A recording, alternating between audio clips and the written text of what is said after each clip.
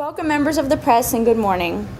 Before I take any questions, I would like to reiterate that Gap Inc. has maintained its impressive position as one of the country's largest apparel retailers for decades, as well as one of the largest retailers in the world. Despite public controversy, Gap Inc. was recognized as one of the world's most ethical companies for the fourth year in a row, but continues to set goals to improve upon its already admirable social responsibility reputation. With that said, now I will gladly take any questions.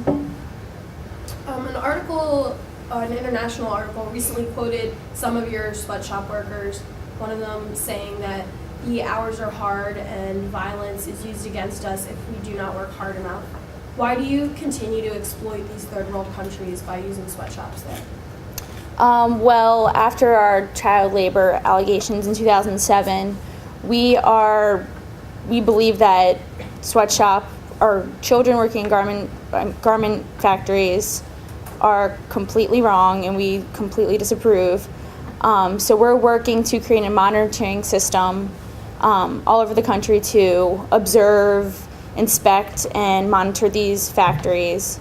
For the most part, we were unaware of these garment factories, and we're trying to work with the governments of these different countries to take care of those and make sure that they are following our ethical code of vendor conduct. So what's been done for, there must have been a lot of people who did know about the sweatshops between, shipping the products and all of that kind of thing.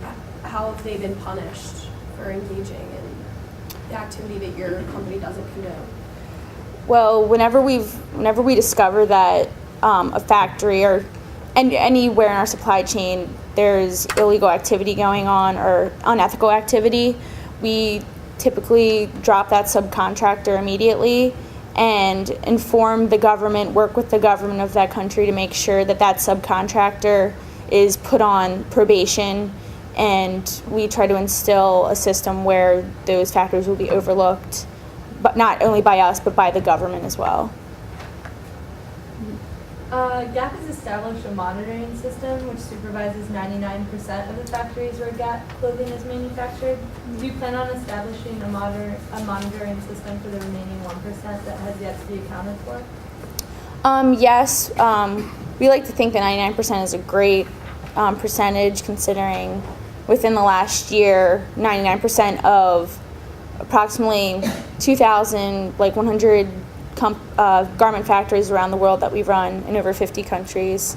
That leaves 22 garment factories that weren't approved or inspected properly, but we plan to within the next year to make sure that we find out what factories those are and make sure that we're inspecting them according to our vendor compliance code.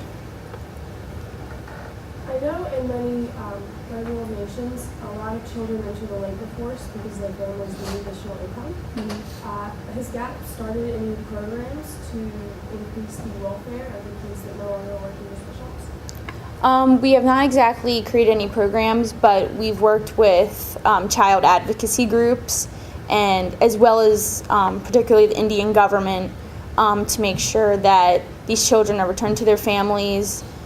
They're recompensated for their work, and they're virtually taken care of in terms of education and in terms of financially for their family.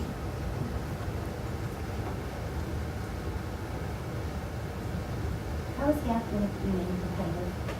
Pardon? How is Gap going to remain competitive? Well, even considering some of these allegations over the past few years, with child labor activity, we have still performed just as well as we have in the past 4 decades.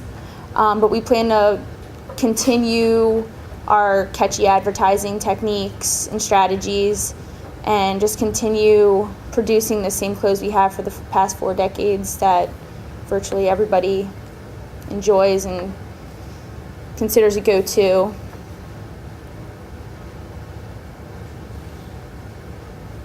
Are there any ideas as far as branching off and targeting a new demographic? Like Forever 21 has Faith 21. Is there anything going on as far as targeting like a child or a children's store or something different, or like a plus size store or something like that? Well, Gap over the past few decades, at least, before when they only had Gap for about a decade or two, back in the 60s and 70s, gradually over the years they've developed Gap Kids, which targets children, Gap or Baby Gap, which targets infants.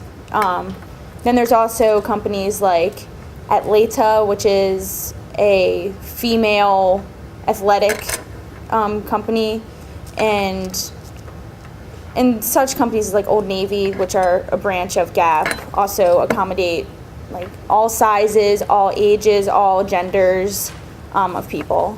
So I'm sure we will continue to invest in different companies and branch off a little bit.